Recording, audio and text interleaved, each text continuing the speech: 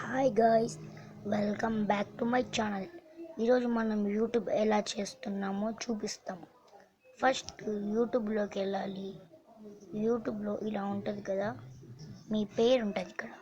ఇలా నొక్కేస్తే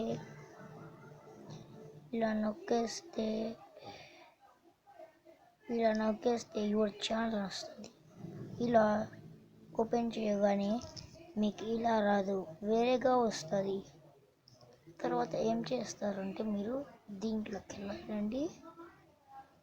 తర్వాత లైవ్లో ఉంటుందేమో, దీన్ని నొక్కేస్తే మీరు చేసిన ఛానల్స్ లేదా ఇప్పుడు చేయాల్సిన ఛానల్స్ చేసేయండి.